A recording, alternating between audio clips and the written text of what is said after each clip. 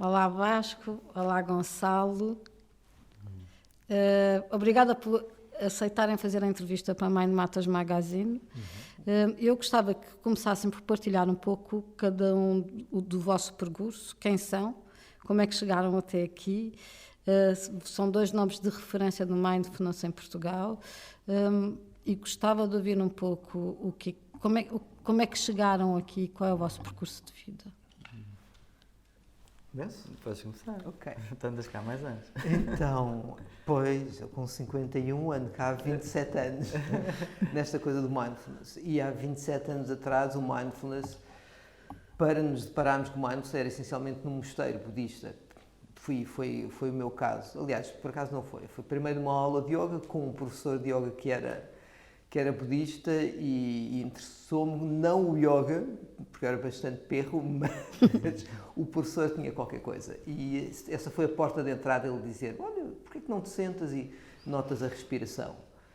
E eu fiz, tal como ele disse, e quando não se tem expectativas, às vezes as coisas correm mesmo bem. Então a minha primeira experiência de mindfulness, eu nem sabia o que era mindfulness, sentei-me quietinho a notar a minha respiração e dei por mim a apreender um estado de ser e de estar bem mais satisfatório do que qualquer coisa que eu tinha experimentado até então, incluindo sex, drugs and rock and roll. Um pouco nos drugs, mas enfim. Uma coisa que me realmente abriu assim a noção, uau, isto é incrível! E aí pronto, fiz um retiro atrás do outro. Eu acho que comecei no meu primeiro ano, fiz logo um retiro de uma semana, seguido daí a 3 meses um retiro de 2 semanas, seguido um solitário 10 dias e aos 28 anos estava a viver no mosteiro. Portanto, a minha entrada pelo mindfulness é assim, aquele mindfulness bem da tradição budista e manteve-se essencialmente nesse contexto da tradição budista, a viver no mosteiro até 99. E em 99 é que vim para Portugal e dou por mim sozinho. E disse, olha, tenho que ensinar isto a alguém. E só muito mais tarde, à medida que o mindfulness começa a ser de interesse fora do contexto budista, é que começa a ensinar também, digamos, uma versão mais secular. No centro que desenvolvo, mas também nas empresas e nas escolas e por aí fora. Agora passa o Vasco, já cheguei no meu percurso. Okay. Bom, então estes temas já atraem-me mais ou menos há 18 anos atrás, onde no meu caso o sexo, drogas e rock and roll tinha menos a parte do sexo, eram mais só as drogas e rock and roll, e então procurava formas de lidar um bocadinho com todas aquelas inquietações da adolescência e sofrimento e tudo mais. Então lembro-me que naturalmente a certa altura senti-me atraído para os temas da meditação e comecei mais a pesquisar naquela altura, curiosidade, ler uns livros, fazer aqui e acolá. E lembro a primeira experiência que tive tinha lido num livro, já não me recordo, um livro de introdução à meditação, curiosamente era budista também, e um exercício simples, atenção à respiração. E lembro-me de estar em casa e tive uma experiência bastante profunda e aquilo tocou-me bastante e acho que me pôs a semente de querer saber mais. Então, a partir daí, depois um percurso bastante mais ligado à parte secular, de psicologia e tudo mais, e comecei, já depois de ter terminado o curso, a entrar mais a fundo no estudo do mindfulness do ponto de vista mais secular, apesar de ter tido vários professores budistas e de outras tradições, e especialmente nos últimos anos, com um programa que é o Search Inside Yourself e outro também que é o Presencing, tenho aprofundado muito esse lado da prática e do ensino, mas no meu caso eu vejo-me mais até como uma pessoa que abre o campo, que desmistifica o que é o mindfulness e leva as pessoas a dar os primeiros passos para depois passar a pessoas, como por exemplo o Sagra, que leva as pessoas depois a um sítio muito mais profundo, que também produz todo o seu percurso e tudo mais. Então, e exatamente o que é o mindfulness? Porque tenho ouvido muitas pessoas a falarem é o treino de foco. E fala-se que a atenção plena, como é traduzida para português, que é o treino da atenção plena que é presente ao momento sem julgamento. Que diferença faz isto entre o puro e simples foco, o treino, a habilidade do foco? Então, se calhar vou falar um bocadinho do mindfulness segundo as suas origens, dentro da tradição budista. E se calhar depois o Vasco complementa, trazendo também um bocadinho do secular e depois vemos onde é que isso vai.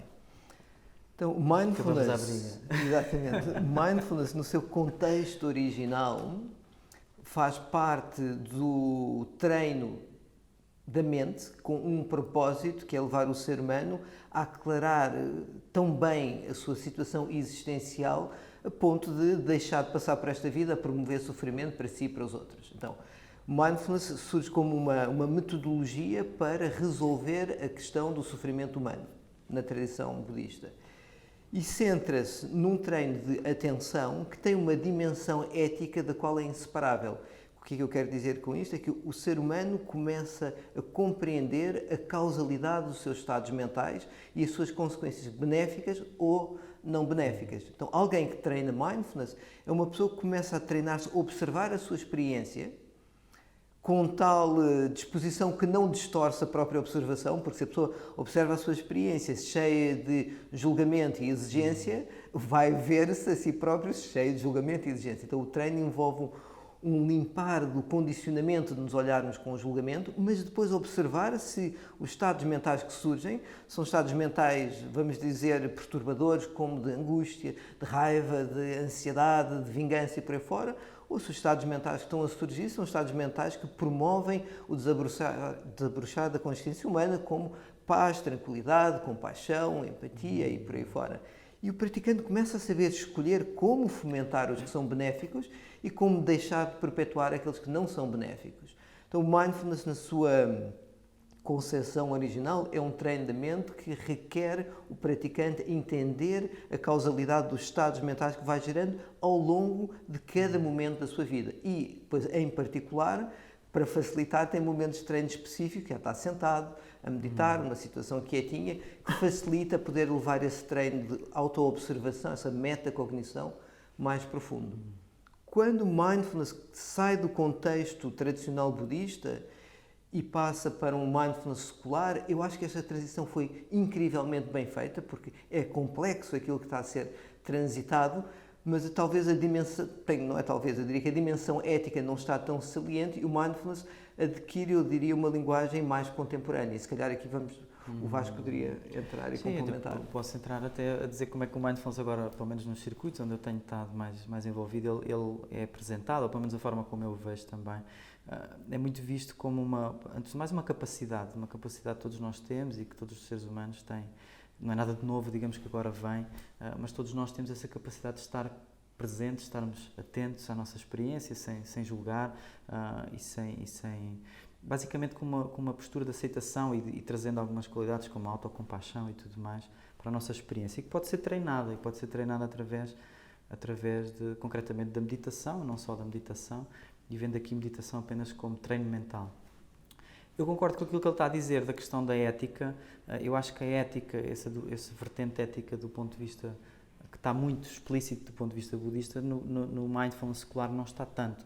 Eu acredito que está lá implícito e acredito que a pessoa que de facto pratique com um professor que esteja bem enraizado, bem centrado, que essa pessoa vai contactar com aquilo que nela própria já é saudável, naquilo que nela própria já é consciente, naquilo que ela própria já consegue, de alguma forma, estar presente à sua experiência e tomar decisões mais éticas. Ou seja, eu acredito que dificilmente... Eu não vejo o mindfulness apenas como treino de atenção, e tenho colegas meus que vêm, acho que vai muito além disso, quer dizer, o treino da atenção é útil para cultivar o mindfulness, mas é apenas estamos a cultivar, acho que a capacidade de sermos humanos, de quem sou eu, qual é que é o papel que eu quero ter a cada momento na minha vida. E eu acredito que se estivermos em contacto com algo mais profundo em nós, e se estivermos realmente presentes, corpo e mente, vamos tomar decisões naturalmente que são mais éticas, que são mais conscientes e que têm em conta um bem maior, para mim e para os outros. Mas eu vejo isso muito mais como implícito agora, mas sem dúvida que no mindfulness secular nem toda a gente verá assim, certamente. Se calhar vem só como treino de atenção, algo do género. Por isso, de certa forma, é importante que pelo menos aqueles que ensinam tenham a noção que o ser humano molda a sua experiência através dos estados mentais que vai cultivando a cada instante e que tem escolha.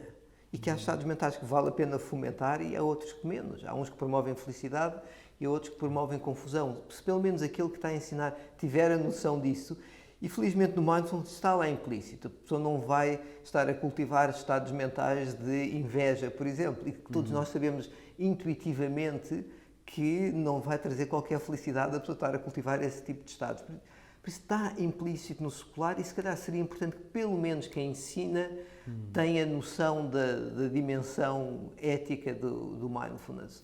E isso passa implicitamente. Eu acho que com o tempo a dimensão ética vai também passar para o mindfulness secular. Isto é um processo que é muito recente e é tão recente e eu acho que está a correr incrivelmente bem. Para o quão recente é. Eu agora estou a pensar um pouco da história do budismo. O budismo demorou normalmente 100, 200, 300 anos a conseguir encontrar uma linguagem numa nova cultura. Aqui não se trata de budismo, mas pegar uma técnica, uma metodologia que tem toda uma contextualização tradicional, milenar e encontrar uma forma de o expressar tão bem a ponto que está a ter uma adesão tão grande, porque vai ao encontro de uma necessidade. Eu acho que o mindfulness secular, mesmo eu dizendo estas limitações éticas, eu acho que o trabalho que está a fazer é tão benéfico que as limitações eu acho que são perfeitamente comportáveis e vale a pena, não tenho dúvida disso. Agora estava-me a lembrar de uma vez o Thich Nhat Hanh, que é um professor budista de tradição zen, vietnamita. Uma vez fizeram-lhe a pergunta um bocadinho relacionada com isso, tipo, não achas que se está a perder um pouco a questão ética e tudo mais? E a resposta dele foi muito ao encontro da questão, no caso do cavalo de Troia, que ele diz que quando tu contactas de facto com algo que é mais profundo em ti, que essa parte emerge e nunca veio mal ao mundo por as pessoas conseguirem estar quietinhas durante um bocadinho, não é? Quietinhas e mais conscientes, exato, que é mas enquanto fantástico. naquele momento, mesmo que seja só treino da atenção, pelo menos naqueles minutos que a pessoa está ali quietinha, ela não está a trazer mal ao mundo. Exato. Eu tenho a impressão que aqueles que podem criticar o mindfulness secular, e eu também tenho as minhas reticências, é mais pela sensação às vezes de mas isto podia ser ainda mais, isto podia trazer um benefício ainda maior. Acho que talvez a crítica não é tanto isto está mal e não é útil, não, isto está ótimo, mas quem sabe ainda podia mais. E acho que há outra crítica, e eu faço essa crítica muito, que é, e começa-se a ver cada vez mais, que é o mindfulness a ser vendido, entre aspas, como uma pílula mágica, quer dizer, que vai resolver todos os teus problemas e vê-se professores, digamos, a fazer essa venda, digamos assim, nesse sentido. Não, isto agora é o mindfulness, vais começar a fazer isto e vai resolver tudo. Não é? E acho que isso ainda é pior, não é? Porque quer dizer, vais-te sentar durante, sei lá, 1 hora e atinges a iluminação. Assim. E acho que cria expectativas erradas nas pessoas também. Elas depois ficam frustradas, tipo, não levitei, ou não, sei lá, o que for, não vi luzes, ou... Não é? Só não ficarem mais felizes já é uma frustração. Sim, exato. Porque muitas vezes vê-se como uma absorção. Eu vou absorver-me do mundo da realidade. Eu acho que é exatamente o contrário. Eu vou entrar na realidade, eu vou ver as coisas como elas são. E há coisas que eu não quero ver e ando a fugir delas, se calhar, a vida toda. E aqui vou ser obrigado, de alguma forma, a confrontar-me com elas. Isso, obviamente, implica também ter alguma coragem, não é? De olharmos para nós e fazermos amizade connosco. Estarmos bem connosco. Então, o professor também faz a diferença nisto, não é? Quem está a ensinar faz a diferença, ou quem tem algum background de conhecimento dos estados benéficos ou não, faz a diferença. Por exemplo, há uma quantidade de pessoas a serem formadas hoje em dia, a serem certificadas, e que o que é que acontece com esta nova fornada de professores e de jovens que podem não ter o mesmo background e que tornem isto muito técnico ou burocrata. Isso já é um julgamento meu. Sim. Então, esta questão da formação de professores de mindfulness é realmente fulcral, e não é fulcral, não é um problema de agora, é um problema que tem 2500 anos. Desde sempre foi importantíssimo aqueles que vão partilhar o mindfulness terem experiência do que é que estão a partilhar e terem aprendido com alguém que também tinha experiência, porque o que se está a transmitir não é uma técnica, não é só um método, é mesmo uma forma de estar perante a vida que é promotora de felicidade, de clareza, de bem-estar e também da capacidade de expandir isso a outros. Isso não dá para apanhar num livro, não, é preciso estar em contato com alguém que tem essa vivência para vermos que isso é possível. Ter um texto, sem dúvida, ajuda, mas é preciso ter o contato com alguém com experiência. Antigamente, a metodologia de ensino seria discípulo-mestre, 1 para 1, o que perante a necessidade sistémica com que nos deparamos hoje em dia, temos milhares e milhares e milhares de pessoas, aliás, a Organização Mundial de Saúde a dizer que a depressão e a ansiedade crónica será tão debilitante quanto problemas de coração e diabetes, se não me engano. Então, a forma como estamos a usar a nossa psique neste momento vai estar-se a tornar tão debilitante quanto os nossos problemas de saúde. Então, há uma necessidade sistémica e este método de ensino de 1 para 1 não pode ser. Então, há mesmo a necessidade de formar muita gente de uma só vez. Mas temos de ter cuidado, porque se desatamos a formar muita gente de uma só vez que não sabe, não tem a vivência do que é que está a ensinar, é como um cego a guiar outros cegos num caminho que não conhece. Quer dizer, provavelmente aquilo não vai levar onde se pretende. Então, temos um grande desafio no mindfulness contemporâneo. Como é que vamos transmitir algo que não é só uma técnica, é uma vivência, é um modo de estar, de uma forma que passe de geração em geração e não se perca, não fique reduzido a um protocolo. E eu confesso que já estou a ver esse problema acontecer. Não sei se o Vasco quer adicionar. Sim, eu vejo também, eu venho, lá está, apesar de ter tido vários professores de várias tradições, inclusive o budista, muito da minha formação é da base secular, com neurocientistas, psicólogos e por aí fora. E eu vejo que já sinto isso na parte secular, que é muitos professores sem uma prática que seja sólida. E eu lembro-me sempre de uma frase que um professor meu, o Mark Coleman, da Insight Meditation Society, acho que é dessa, onde ele dizia uma frase muito interessante quando nos estava a dar, que é: "If you're teaching from memory, that's not a good place to teach awareness. So if you're not doing your practice, se não estás a fazer a tua prática, you're teaching from memory, estás a ensinar de memória, estás a ensinar com base num guião. E esse não é um bom sítio para ensinar awareness, ensinar presença, ensinar." E acho que é fundamental, aliás, existe até um livro no mercado que eu sinto que a pessoa que guia, eu adoro a versão original do livro e acho que está excelente, mas eu sinto que a pessoa que guia aquelas meditações, a versão portuguesa, aquela pessoa não tem uma prática de mindfulness, uma prática contemplativa de presença. E isso passa pela voz. Eu posso estar a fazer um julgamento totalmente e não sei, não conheço a pessoa, mas eu acredito que não tem. E quando estou a ouvi-las, eu sinto que aquela pessoa está a ler um guião, aquela pessoa não está a partir de um sítio de presença. Porque eu posso estar na mesma a ler um guião, mas estar a partir de um sítio de presença. Porque é isso que acima de tudo estamos aqui a ensinar. E eu tenho muitas dúvidas que uma pessoa, seja a pessoa que lê um guião para um CD, seja quem dá uma aula, que de facto consiga transmitir algo que não é cognitivo, é uma transmissão, e essa transmissão vem de uma presença, vem de uma prática e implica tempo, implica como se diz, calos no rabo, não é? Implica tu conseguir estar contigo bem, estar bem contigo, com o teu corpo, 1 hora, ou o que for, mas então para mim é assustador eu ver professores de mindfulness que, por exemplo, têm uma prática de 5 minutos por dia, ou nem praticam. Para mim é completamente absurdo, e conheço colegas meus que o fazem, e eu digo-lhes que é absurdo, é completamente absurdo. É a mesma coisa que eu ir procurar um personal trainer e o gajo ser gordo e desformado e não fazer desporto. Quer dizer, não faz sentido, não é? Se ele próprio não faz o embodiment, não pratica aquilo que ele, digamos, vende e ensina, quer dizer, ou ir ao médico e ele estar a dizer para eu não fumar e ele estar a fumar cigarros, quer dizer, é completamente absurdo, não é? Pois, acho eu. E aí estamos a falar de comportamentos físicos que são visíveis e identificáveis e por aí fora. Quando se trata de lidar com a psique humana, que é uma manifestação que também tem uma dimensão física, mas tem uma dimensão emocional, tem uma dimensão psicológica, para não falar espiritual e existencial, porque é isso que está em causa. No ensino do mindfulness, o que está em causa é a totalidade do ser humano a ser feito consciente.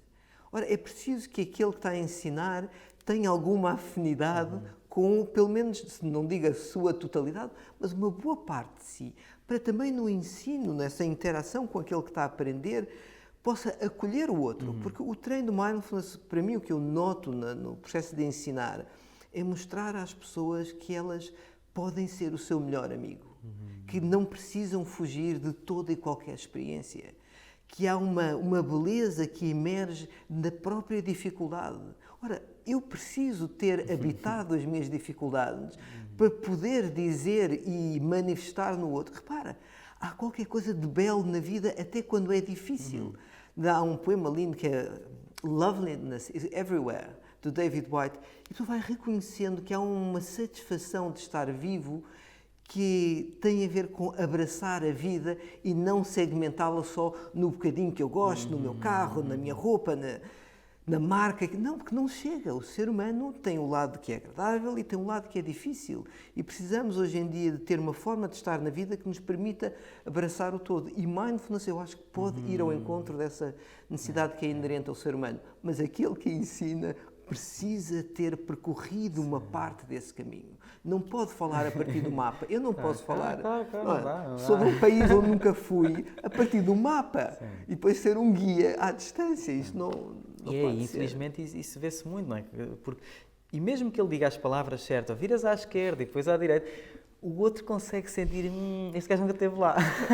Este gajo nunca lá foi. Tipo, e depois é que lá no território, então eu fiz uma viagem à Índia e fui guia, sem nunca ter ido para a parte da Índia onde ia. Mas eu não ia guiar o território. Eu ia falar sobre o Buda fez isto, o Buda fez aquilo, as histórias que aconteceram. Mas eu lembro de estar e dizer, bem, ainda bem que eu não sou o guia do território. Porque o território é sempre diferente do mapa, não há hipótese. E se o território físico já é diferente do mapa físico, o território interno é muito diferente de qualquer descrição que a pessoa possa fazer. Então, e tem muitas camadas de profundidade. Por exemplo, eu como professor de mindfulness, eu, por exemplo, eu não guio retiros, porque eu sinto que eu não estou num nível onde eu, por exemplo, consigo levar as pessoas a um sítio onde eu as possa guiar. Então, por isso é que escolho apenas fazer programas que sejam programas de introdução, porque aí eu sei que eu já fiz esse caminho, eu sei que lá eu posso ajudar a pessoa. E às vezes sou confrontado com coisas que, lá está, como já passei por elas, eu consigo percebê-las, eu consigo guiá-las. E se não conseguir, consigo pelo menos encaminhar para quem eu sei que sabe. E por isso, se a pessoa não fizer esse caminho, essa prática, esse mergulho, digamos assim, como é que ela pode...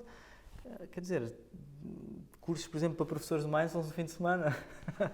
Pois, acho que é assustador. Ainda não resolvemos o problema.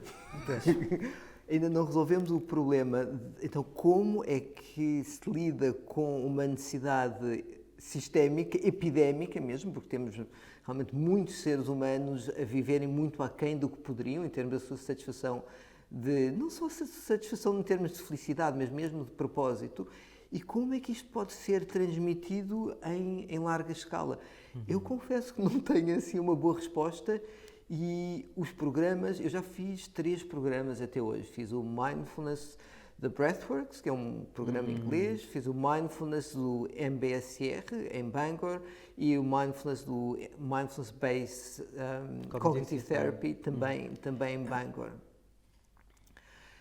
E não estou convencido com o que está a acontecer. Não me parece que as pessoas saem de um curso de formação, de formador de mindfulness, verdadeiramente prontos para ensinar. Mas também isso, não sairiam de qualquer curso, claro. Não é? Então não terminam um curso eu faço pronto. todas as minhas palavras dos cursos que tenho tirado também, neste caso em concreto o Search Inside Yourself.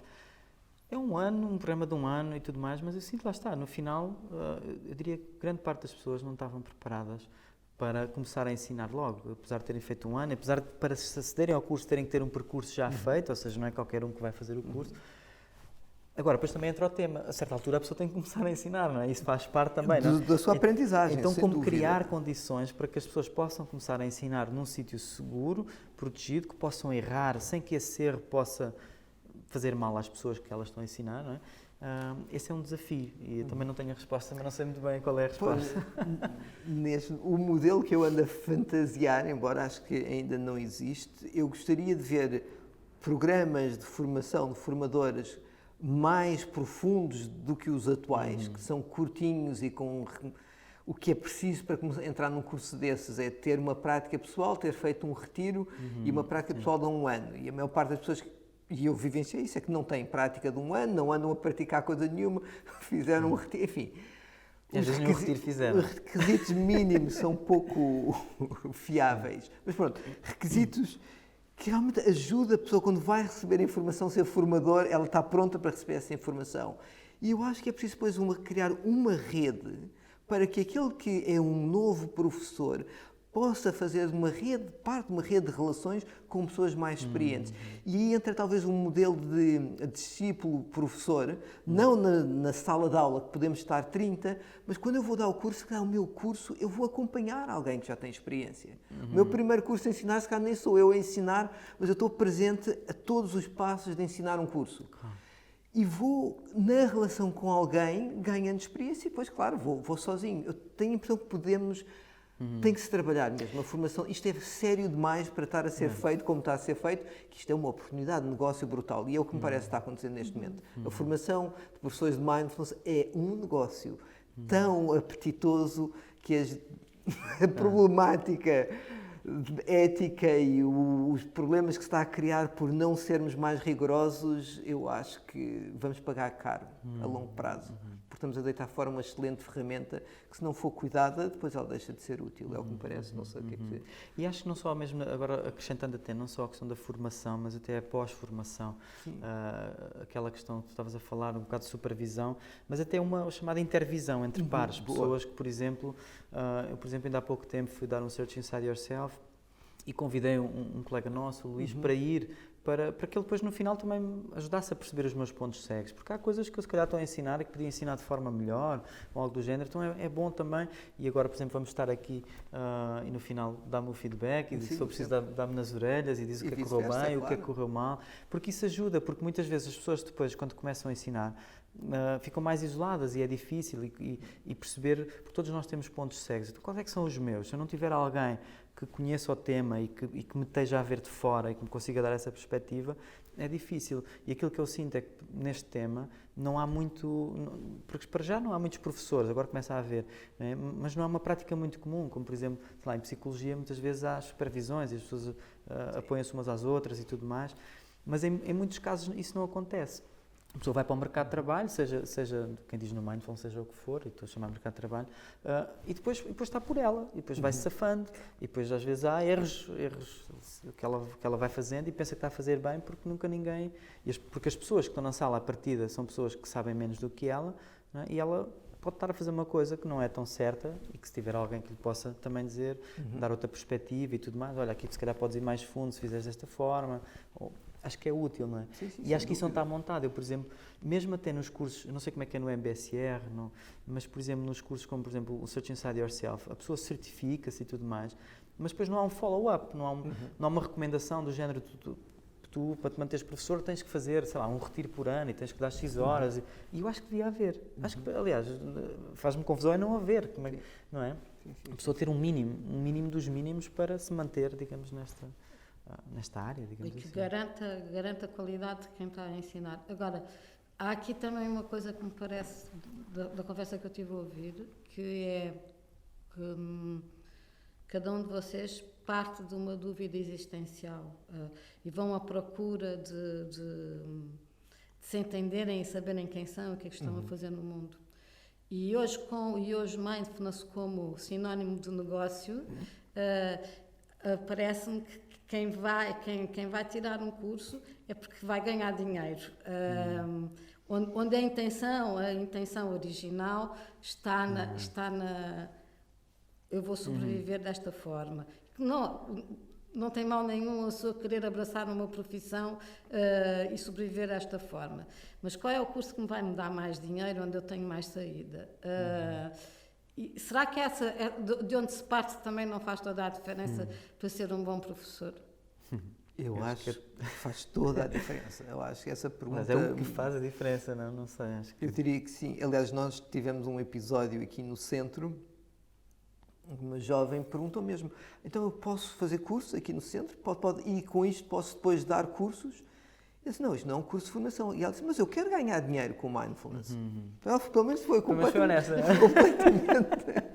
Então, tipo, porquê que eu vou fazer o seu curso se eu depois não vou ganhar dinheiro com isto?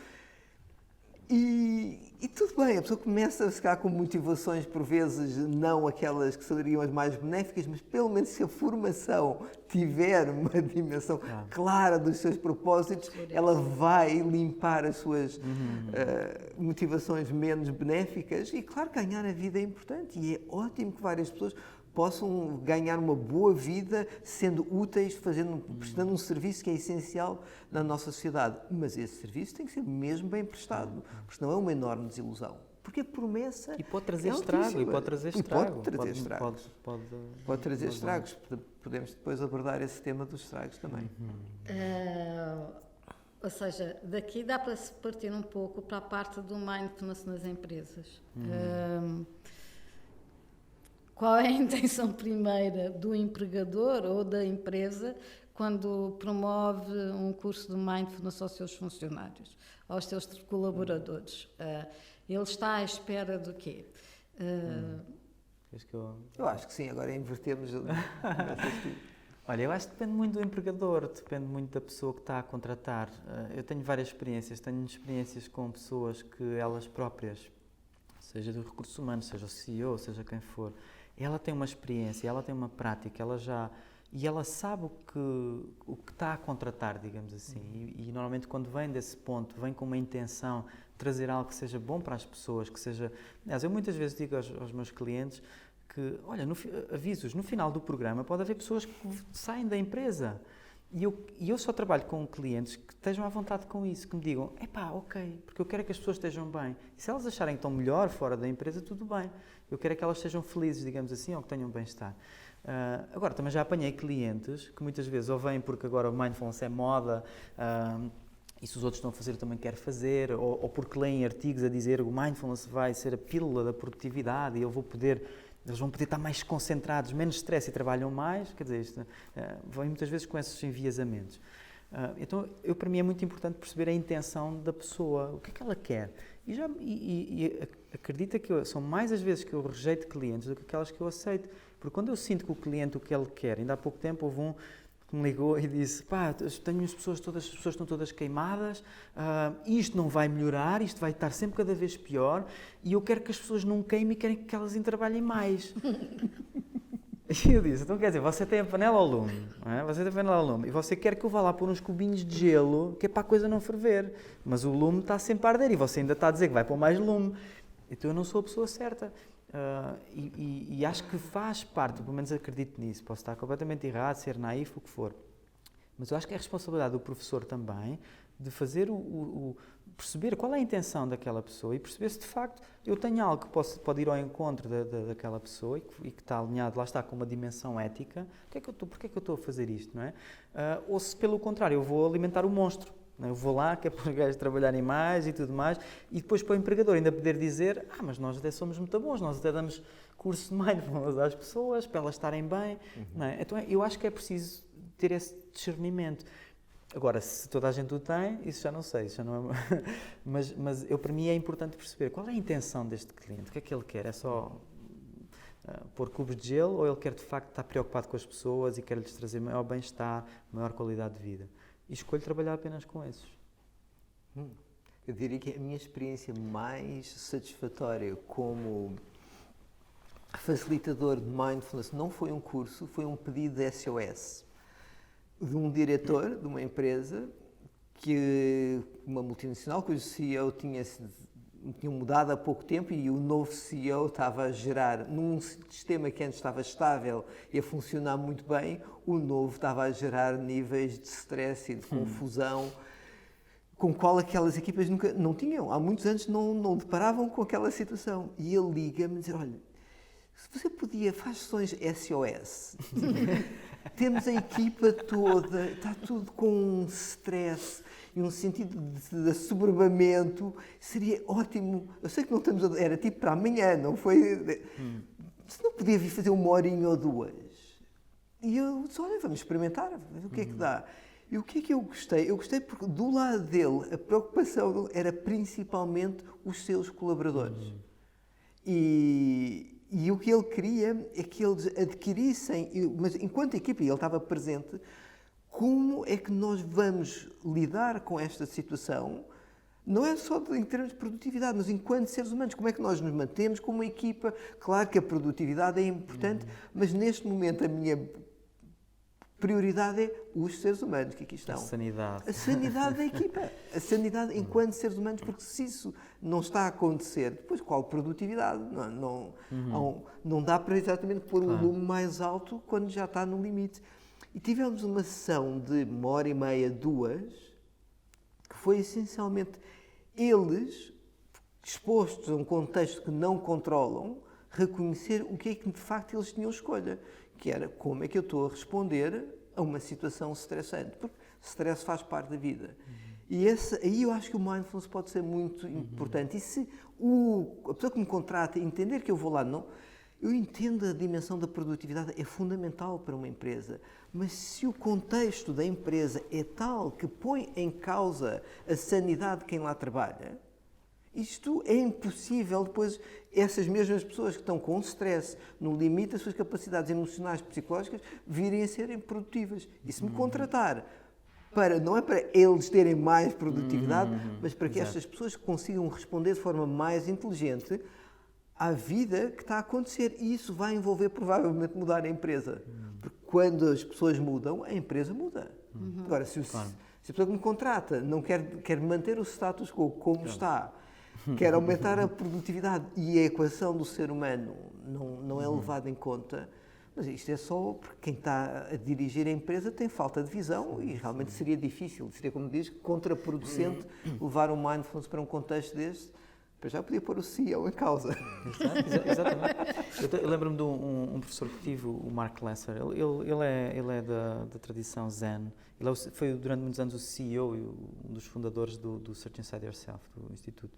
E ele é uma pessoa muito elevada no Zen, lá em São Francisco. E uma vez criticaram-no do género, então, quase estás a vender a alma, a levar isto para as empresas. Porquê é que estás a levar isto para as empresas? Alguns dos colegas dele.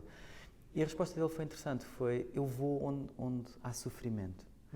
E hoje em dia, nas empresas, nós se calhar deparamos com os cenários de maior sofrimento social, ou relacionados, ou porque as pessoas ou não têm emprego, ou quando estão no emprego, a coisa está tão rápida, está tão acelerada, que é de facto difícil. Eu vejo pessoas que a vida delas é correr de manhã à noite e com vidas complicadas, às vezes com mais do que um emprego.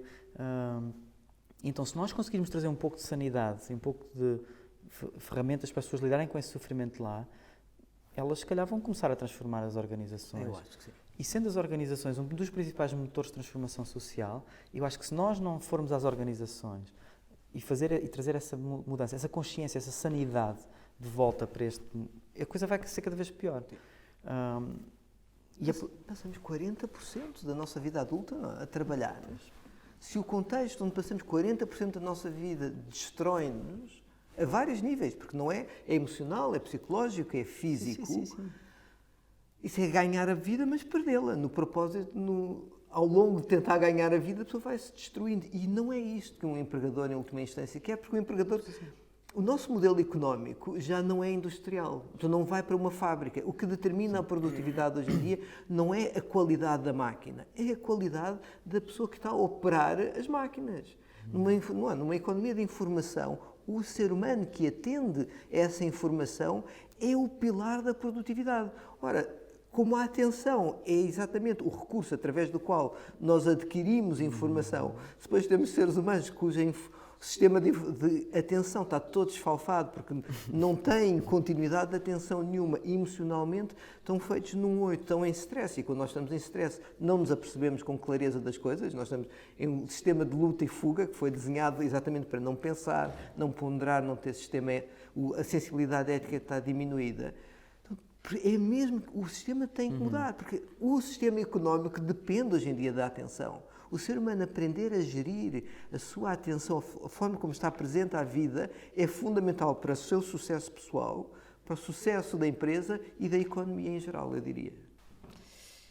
Então, daquilo que eu consigo depreender é que voltamos a ter o cerne da questão, continua a ser na qualidade de professores que vão a cada um destes lugares, ou no bem-estar e na saúde, ou na educação, ou no trabalho.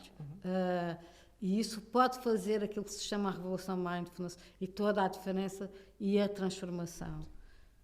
Nessa sequência, eu sei que criaste um Instituto Mindfulness. O que é que tu pretendes com este instituto? O meu propósito com o Instituto Mindfulness insere em 3 áreas e a formação está a começar a ficar de facto a mais importante. As 3 áreas é mesmo educação, saúde e no trabalho, levar o mindfulness para essas 3 áreas com a melhor qualidade possível. E como estou exatamente a deparar com a questão da formação, neste momento a minha orientação está a voltar-se mais para a formação de novos formadores de mindfulness. O que eu pretendo é formar os melhores facilitadores, pô-los o melhor treino que eu consiga, incluindo a minha experiência, não só o protocolo em si, que eu acho que isso, o mindfulness escolar, está muito bem feito. Nós no Ocidente temos uma capacidade pedagógica em termos de desenvolver protocolos, isso está muito bem feito. O que nem sempre há é depois alguém com experiência a ensinar o protocolo. Então, eu faço intenções de me pôr bem disponível para partilhar a minha experiência e os vários protocolos que existem nessas 3 áreas, da educação, da saúde e do trabalho. Mas espero principalmente desenvolver primeiro, digamos, um currículo experiencial bastante lato e depois cada um vai se especializar, ou vai para a educação, ou vai para as empresas, ou vai para a saúde. Tens de criar umas bases. Criar uma base forte. primeiro uma base, um primeiro nível de base forte que é comum, seja qual for a aplicação de mindfulness, e a partir daí a especialização, porque cada um destes contextos, ora na educação, ora na saúde, ora nas empresas, tem mesmo necessidades muito específicas àquilo que está a acontecer no contexto. Numa empresa é diferente do que está a acontecer numa escola. É mesmo uma realidade diferente. E a linguagem. E a linguagem, e isso precisa ser adaptado. Obviamente eu não posso fazer este trabalho sozinho, eu vou muito precisar da cooperação, não só de formadores depois específicos a cada uma dessas áreas, como também formadores para dar a parte mais abrangente. Mas neste momento o Instituto ainda não está a dar formação, mas eu calculo que pela necessidade que exatamente estamos aqui a identificar, a sua principal área de trabalho será a formação. Salientar que neste momento temos o programa de Mindfulness na Educação, com um projeto de investigação e o próprio desenvolvimento do programa está a ser uma oportunidade também para começar a formar, mas na versão discípulo-mestre praticamente. A pessoa que tem mais experiência tem outra pessoa com ela que a vai acompanhar. Mas repara, aqui ainda estamos num modelo 1 para 1. É algo que vamos depois precisar de torná-lo mais abrangente. Mas sim, eu acho que o Instituto, para o seu foco vai ser formação, cada vez mais. Vasco, tu trabalhas então mais com o Search Inside Yourself e vais fazer agora um curso aqui no Centro Paia que é inédito porque está a ir fora das empresas, não é? Qual é a tua intenção a abrir este curso para as pessoas além das empresas? A intenção é partilhar um pouco, também ir ao encontro de uma procura, ou seja, várias pessoas me têm pedido nesse sentido nos últimos anos e o curso lá fora tem sido dado também para o público em geral. Aliás, ele começou por ser dado para o público em geral depois de estar na Google. Eu é que trabalho normalmente só com empresas, então foi um bocadinho a junção das duas coisas. Estamos a falar aqui com o Gonçalo e tudo mais, essa possibilidade, como se costuma dizer em português, juntou-se a fome à vontade de comer, e vamos ver como é que vai ser a primeira experiência. Aliás, vão ser 2, sendo que o Search Inside Yourself é um programa até mais de inteligência emocional e de liderança baseado em mindfulness, ou seja, onde o mindfulness é introduzido e apresentado, e depois o convite é a pessoa ir mais fundo, lá está. Mas é um programa que traz abre o campo de uma linguagem mais corporativa, que as pessoas que estão ligadas a empresas estão mais habituadas, para perceberem como é que podem usar estas ferramentas, lá está, para ter um bocadinho mais paz de espírito, estarem melhores com elas, e acredito serem melhores pessoas no mundo, porque o mundo precisa de melhores pessoas rapidamente, ou pelo menos mais conscientes, porque acho que elas, na essência, são todas boas. Apetecia continuar e falar imenso. Pois é, eu também adorava. Há tanta coisa ainda para ser falada, mas que eu penso que vai sendo falada no decorrer. Podemos fazer outros episódios. Outros episódios. Fiz uma série. Eu estou a gostar muito, não era? Está a ser giro, fazer pá, uma está a ser série. engraçado. De qualquer forma, muito obrigada pela vossa Obrigado. disponibilidade e espero que isto seja amplamente divulgado, porque só terá benefício a quem puder assistir a isso. E obrigado também pelo convite. Obrigado. Obrigada. Muito obrigado. Obrigada.